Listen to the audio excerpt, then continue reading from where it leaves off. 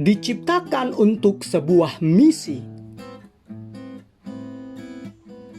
Shalom mitra produktif, masih bersama dengan saya, Pastor Tommy Ringo, di YouTube Tahta Daud Channel dan di podcast Anchor Produktif dalam program 50 episode kehidupan yang dikendalikan oleh tujuan yang alkitabiah. Untuk apa kita ada di dunia ini? Episode 36. Sebelum kita belajar bersama dan memulai perjalanan rohani yang mengasyikkan ini, mari kita memperkatakan dan merenungkan firman Allah yang tertulis dalam Injil Yohanes 17 ayat 18 yang berkata, "Sama seperti Engkau telah mengutus aku ke dalam dunia, demikian pula aku telah mengutus mereka ke dalam dunia." Juga firman Allah yang tertulis dalam Kisah Para Rasul 20 ayat 24 terjemahan New Century Version yang berkata, "Saya tidak peduli dengan hidup saya sendiri. Yang terpenting adalah bahwa saya menyelesaikan misi saya, yaitu pekerjaan yang telah diberikan Tuhan Yesus kepada saya, untuk memberitahukan orang-orang kabar baik tentang kasih karunia Allah."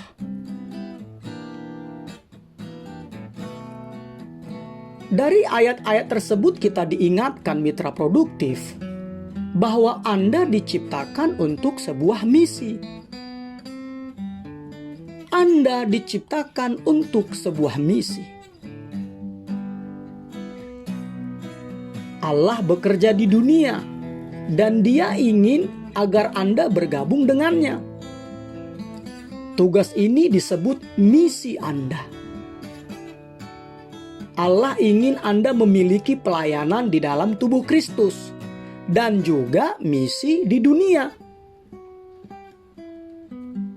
Pelayanan atau ministry Anda adalah pelayanan atau servis Anda kepada orang-orang percaya.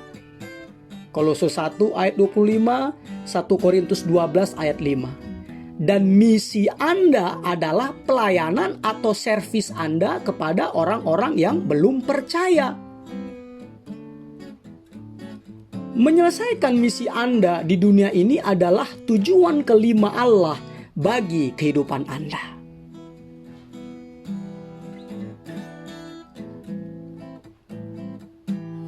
Mitra produktif, misi kehidupan Anda itu bersifat bersama dan spesifik.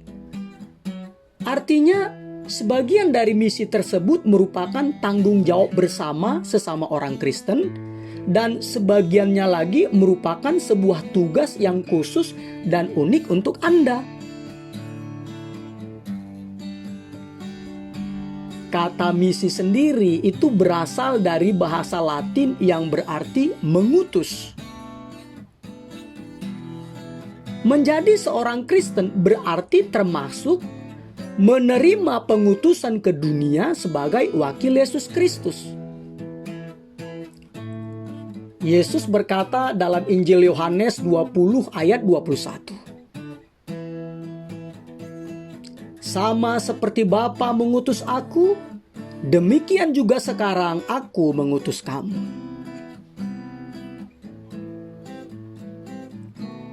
Yesus dengan jelas memahami misi hidupnya di bumi ini. Ini dibuktikan pada saat Yesus berusia 12 tahun. Ia berkata di dalam Injil Lukas 2 ayat 49 terjemahan King James Version, "Aku harus mengerjakan urusan Bapakku." Dan 21 tahun kemudian, menjelang ajal di kayu salib, Yesus berkata dalam Injil Yohanes 19 ayat 30, "Sudah selesai." Seperti bagian pembuka dan penutup dari suatu buku, atau seperti penyangga deretan buku-buku, kedua pernyataan itu Yang saya maksud kedua pernyataan itu tadi adalah aku harus mengerjakan urusan Bapakku, dan yang satunya lagi adalah sudah selesai. Itu adalah dua pernyataan yang membingkai suatu kehidupan yang digerakkan oleh tujuan dan dijalani dengan baik. Yesus menyelesaikan misi yang diberikan Bapa kepadanya. Mitra produktif, misi yang Yesus jalankan ketika ada di bumi ini sekarang menjadi misi kita, karena kita merupakan tubuh Kristus. Apa yang Yesus lakukan dengan tubuh jasmaniahnya harus kita lanjutkan sebagai tubuh rohaninya, yaitu gereja. Apakah misi itu? Memperkenalkan dan menuntun orang-orang kepada Allah. Firman Allah dalam surat 2 Korintus 5 ayat 17-18 berkata,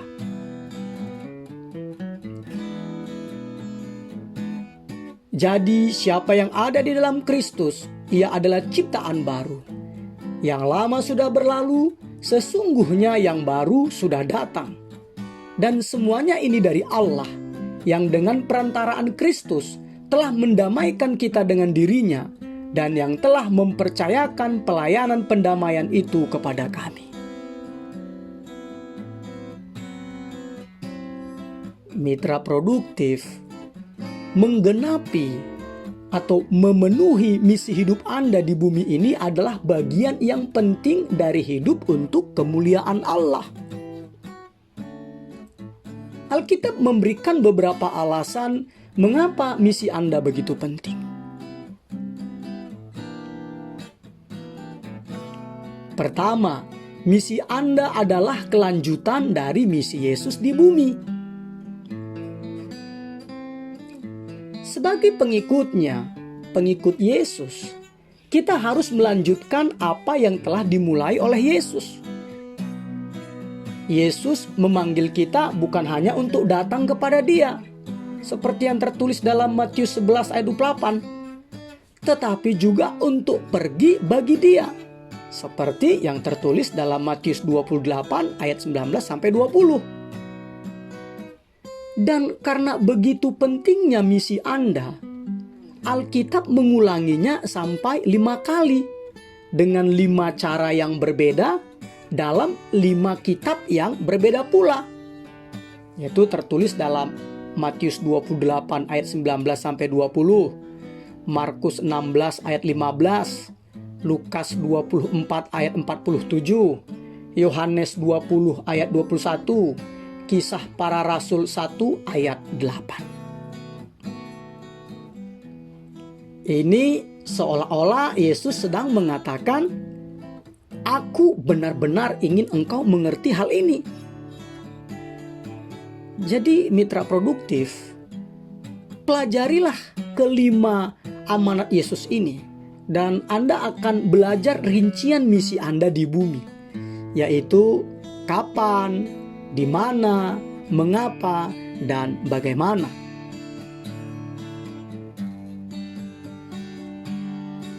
Dalam amanat agung yang tertulis dalam Injil Matius 28 ayat 19-20, Yesus berkata, karena itu pergilah, jadikanlah semua bangsa muridku, dan baptislah mereka dalam nama Bapa dan Anak dan Roh Kudus, dan ajarlah mereka melakukan segala sesuatu yang telah kuperintahkan kepadamu. Dan ketahuilah, aku menyertai kamu senantiasa sampai kepada akhir zaman.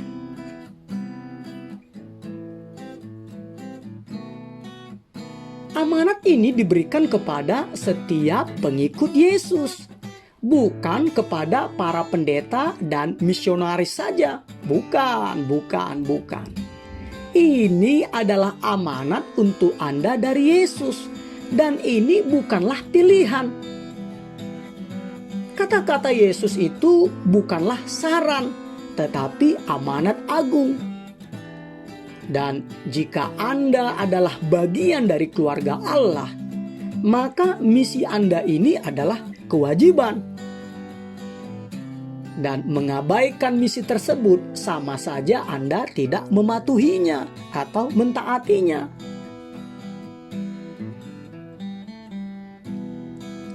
Mitra produktif, mungkin Anda tidak sadar bahwa Allah meminta Anda bertanggung jawab atas orang-orang yang belum percaya yang hidup di sekitar Anda. Allah berfirman dalam kitab Yehezkiel 3 ayat 18. Kalau aku berfirman kepada orang jahat, engkau pasti dihukum mati, dan engkau tidak memperingatkan dia atau tidak berkata apa-apa untuk memperingatkan orang jahat itu dari hidupnya yang jahat, supaya ia tetap hidup, orang jahat itu akan mati dalam kesalahannya. Tetapi aku akan menuntut pertanggungan jawab atas nyawanya daripadamu.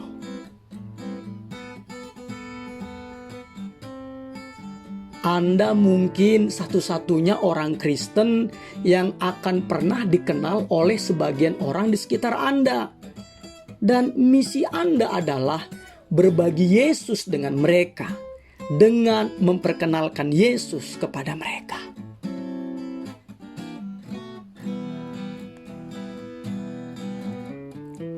Kedua, misi Anda adalah hak istimewa yang mengagumkan.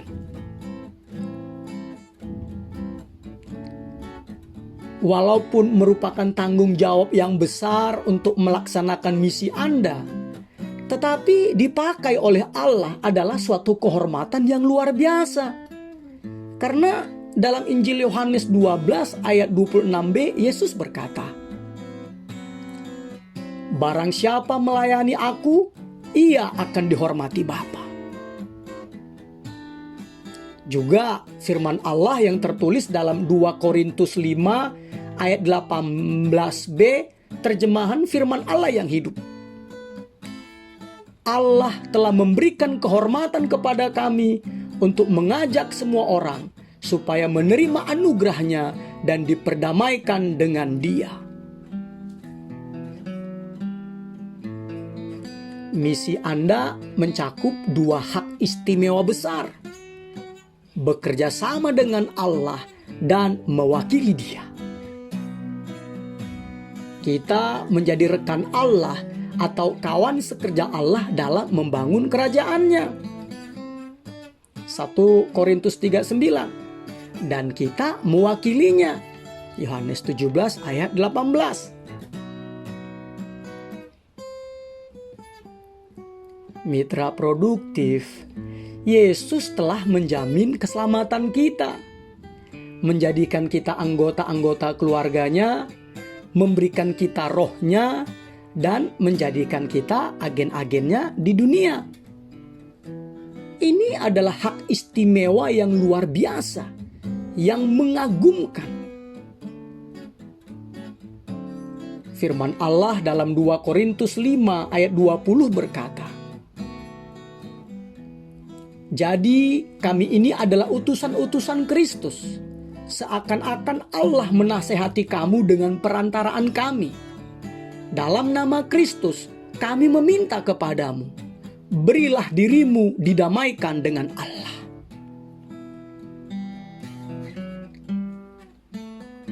Mitra produktif, memberitahukan orang lain bagaimana mereka dapat memperoleh hidup yang kekal adalah hal terbesar yang dapat Anda lakukan untuk mereka. Misalnya, teman Anda menderita kanker atau AIDS dan Anda tahu obatnya, tetapi Anda tidak memberitahukannya. Itu adalah suatu kejahatan besar, karena Anda menyimpan informasi yang menyelamatkan nyawa teman Anda tersebut. Yang lebih buruk lagi adalah menyimpan rahasia jalan menuju pengampunan, tujuan, damai sejahtera, dan kehidupan kekal.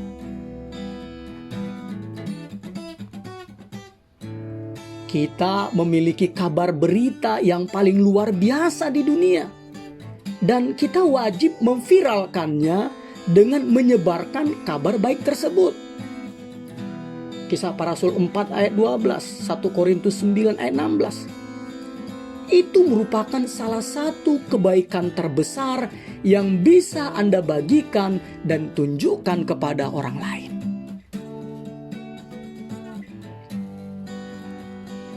Salah satu masalah yang dimiliki oleh orang-orang yang sudah lama menjadi Kristen adalah bahwa mereka lupa betapa sia-sia dan tak berpengharapannya hidup tanpa Kristus.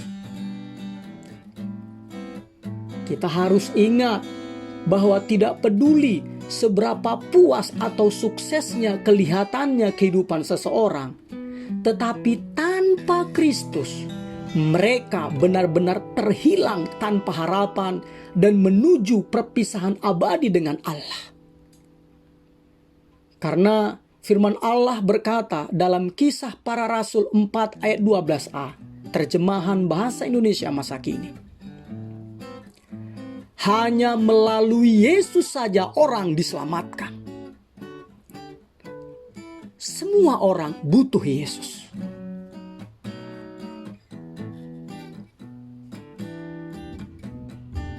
Ketiga, misi Anda memiliki makna kekal. Misi tersebut akan mempengaruhi masa depan abadi orang lain. Jadi itu lebih penting dari pekerjaan, keberhasilan atau pencapaian, atau tujuan apapun yang akan Anda raih selama kehidupan Anda di bumi ini. Hasil atau konsekuensi dari misi Anda akan bertahan selamanya. Sementara hasil dari pekerjaan Anda tidaklah kekal. Tidak ada hal lain apapun yang akan pernah Anda kerjakan yang akan bernilai sebanyak menolong orang memiliki hubungan kekal dengan Allah. Yakobus 5 ayat 20. Itulah sebabnya kita harus bersungguh-sungguh dengan misi kita. Dalam Injil Yohanes 9 ayat 4 Yesus berkata, kita harus mengerjakan pekerjaan Dia yang mengutus aku. Selama masih siang, akan datang malam di mana tidak ada seorang pun yang dapat bekerja. Jam terus berdetik untuk misi kehidupan Anda. Jadi jangan menunda-nundanya. Mulailah misi Anda untuk menjangkau jiwa-jiwa sekarang. Kita akan mempunyai seluruh masa kekekalan untuk bersukaria bersama jiwa-jiwa yang kita bawa kepada Yesus. Tetapi kita hanya punya waktu seumur hidup untuk menjangkau mereka. Ini tidak berarti bahwa Anda harus berhenti bekerja untuk dapat menjadi penginjil pernah waktu. Tidak, bukan itu maksudnya. Allah ingin agar Anda berbagi kabar baik itu dimanapun Anda berada. Apapun posisi Anda saat ini, apakah Anda sebagai siswa, mahasiswa, guru, pegawai, pedagang, pebisnis, konten kreator, YouTuber, selebgram, gamer, karyawan, staf, manajer, direktur, bahkan pemilik perusahaan sekalipun, Anda seharusnya terus mencari orang-orang yang Allah tempatkan di jalan hidup Anda untuk berbagi Injil.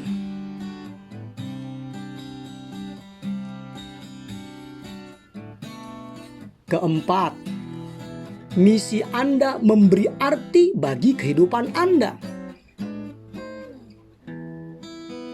William James, seorang filsuf dan seorang psikolog Amerika Serikat berkata, Pemanfaatan terbaik dari kehidupan adalah menggunakannya untuk sesuatu yang berlangsung lebih lama daripada kehidupan itu sendiri.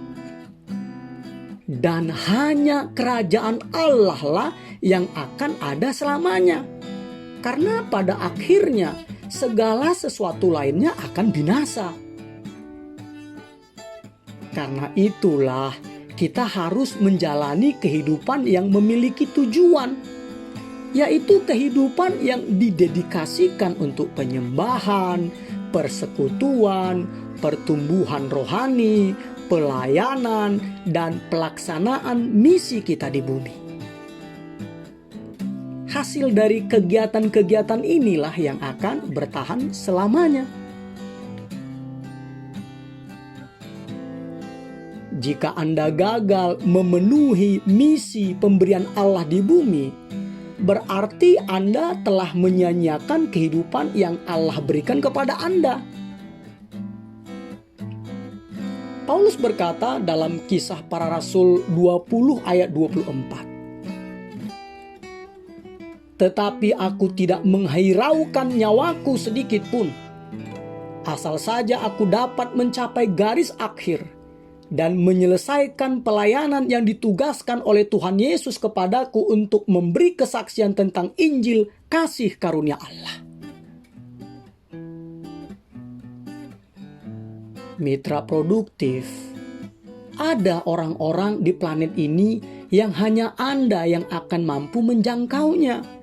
Karena tempat tinggal Anda atau tempat bekerja atau tempat berbisnis Anda, dan karena apa yang telah Allah berikan atau Allah bentuk dalam diri Anda.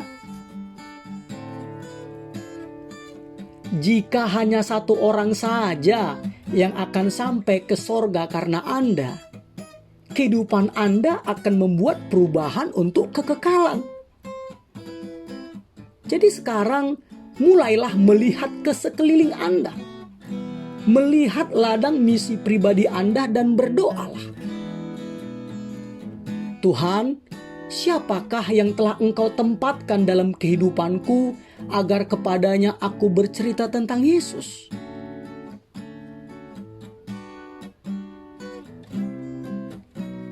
Kelima, jadwal Allah untuk mengakhiri sejarah dunia ini berhubungan dengan selesainya tugas kita memberitakan Injil.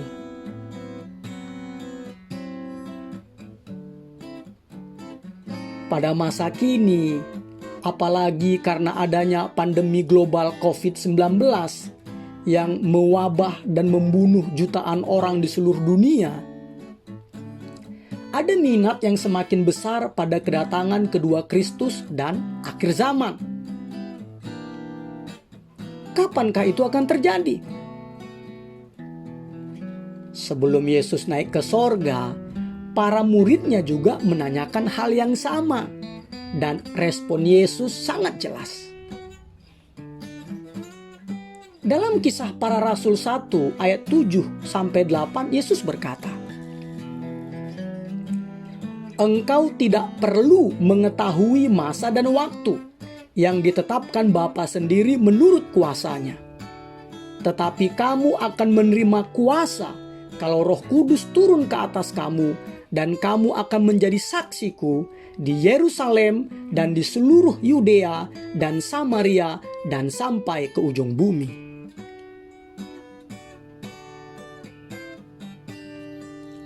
Ketika para murid ingin mengetahui tentang nubuatan, Kisah Para Rasul 1 ayat 6, Yesus dengan segera mengalihkan pembicaraan kepada penginjilan. Kisah Para Rasul 7, Kisah Para Rasul 1 ayat 7-8. Yesus ingin mereka berkonsentrasi dengan memusatkan perhatian pada misi mereka di dunia. Pada intinya Yesus berkata, "Rincian kedatanganku bukanlah urusanmu. Urusanmu adalah misi yang aku berikan kepadamu. Pusatkanlah perhatianmu pada hal itu." Mitra produktif, berspekulasi tentang waktu kedatangan Kristus dengan tepat adalah hal yang sia-sia. Karena Yesus berkata di dalam Injil Matius 24 ayat 36. Tetapi tentang hari dan saat itu tidak seorang pun yang tahu. Malaikat-malaikat di sorga tidak, dan anak pun tidak, hanya Bapa sendiri. Karena Yesus berkata bahwa ia tidak mengetahui hari atau jam, mengapa kita mencoba mencari tahu dan menebak-nebaknya? Yang dapat kita ketahui dengan pasti adalah ini: Yesus tidak akan kembali sebelum semua orang di dunia ini mendengar kabar baik tentang Dia. Sekali lagi saya katakan ya, yang dapat kita ketahui dengan pasti adalah ini: Yesus tidak akan kembali sebelum semua orang di dunia ini mendengar kabar baik tentang Dia. Karena dalam Injil Matius 24 ayat 14 Yesus berkata, "Dan Injil kerajaan ini akan diberitakan di seluruh dunia menjadi kesaksian bagi semua bangsa. Sesudah itu barulah tiba kesudahannya." Mitra produktif, jika Anda ingin agar Yesus segera datang kembali, pusatkanlah perhatian Anda pada untuk menyelesaikan misi Anda, bukan dengan menebak-nebak nubuatan. Iblis dengan mudah dapat mengalihkan perhatian Anda dari misi. Karena ia lebih suka Anda melakukan hal lain daripada berbagi iman Anda. Iblis akan membiarkan Anda untuk melakukan segala sesuatu yang baik selama Anda tidak membawa orang lain ke sorga bersama Anda. Tetapi ketika Anda menjadi serius dengan misi Anda, janganlah kaget bila iblis melempari Anda dengan berbagai macam hal untuk mengalihkan perhatian Anda dari misi Anda. Ketika hal tersebut terjadi, ingatlah perkataan Yesus yang tertulis di dalam Injil Lukas 9 ayat 62 terjemahan firman Allah yang hidup.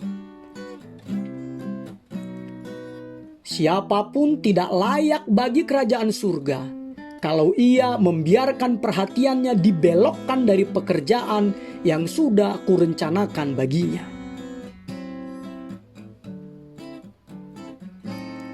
Mitra produktif, untuk melaksanakan misi, Anda harus melepaskan agenda atau jadwal Anda dan menerima agenda atau jadwal Allah bagi kehidupan Anda. Anda tidak bisa hanya menambahkannya pada semua hal lain yang ingin Anda kerjakan dalam kehidupan Anda. Anda harus berkata seperti Yesus, "Ya Bapakku, bukanlah kehendakku, melainkan kehendak-Mu lah yang terjadi." Lukas 22 ayat 42. Apa artinya? Artinya adalah Anda menyerahkan hak-hak, harapan-harapan, rencana-rencana, dan ambisi-ambisi Anda kepadanya. Anda harus berhenti memanjatkan doa-doa yang mementingkan diri sendiri seperti, "Tuhan, berkatilah apa yang ingin aku lakukan." Sebaliknya, Anda berdoa, "Tuhan, bantulah aku untuk mengerjakan apa yang sedang Engkau berkati." Anda menyerahkan kepada Allah selembar kertas kosong yang bermeterai, yang di bawahnya ditandatangani nama Anda, dan meminta agar Allah mengisi bagian yang kosong itu secara rinci. Surat Roma 6 ayat 13b berkata,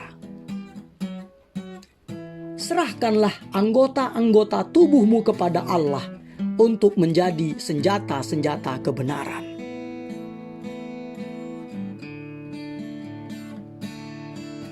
Jika Anda mau berkomitmen untuk melaksanakan dan menyelesaikan misi Anda dalam hidup ini, tidak peduli berapapun harganya, Anda akan mengalami berkat Allah dengan cara-cara yang hanya dialami oleh sedikit orang saja. Hampir tidak ada yang tidak akan Allah lakukan untuk orang yang mempunyai komitmen melayani kerajaan Allah. Karena dalam Injil Matius 6 ayat 33, Yesus telah berjanji, tetapi carilah dahulu kerajaan Allah dan kebenarannya, maka semuanya itu akan ditambahkan kepadamu.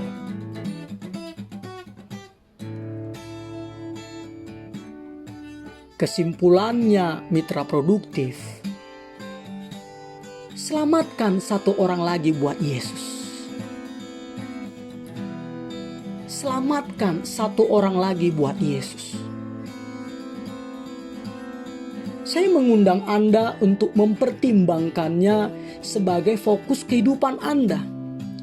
Karena tidak ada hal lain yang akan membuat perubahan yang lebih besar untuk kekekalan selain menyelamatkan satu orang lagi buat Yesus.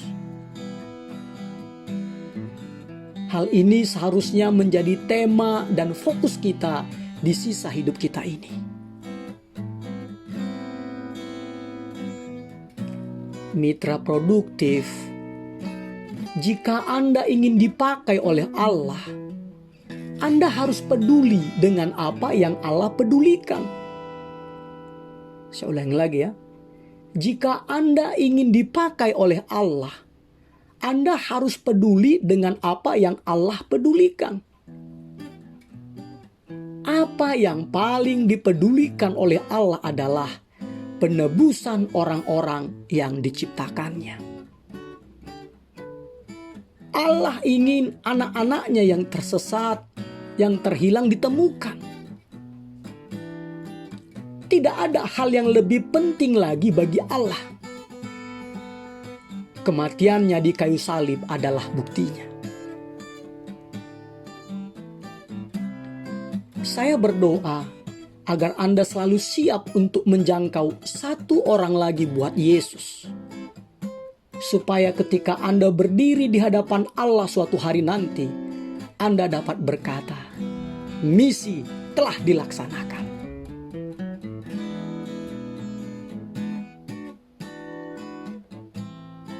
Episode 36.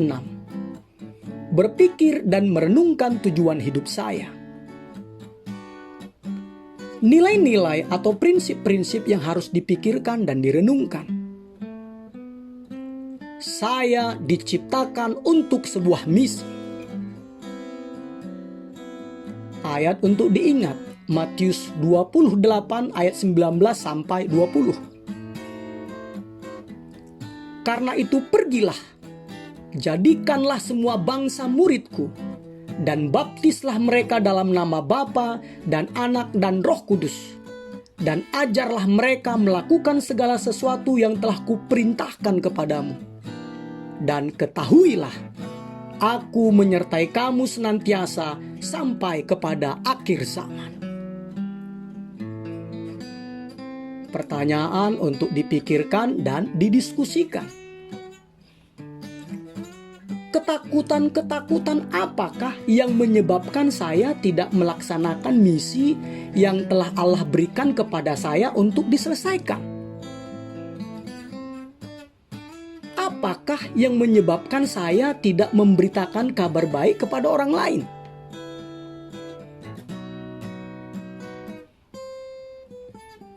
Immanuel, Allah menyertai kita mitra produktif.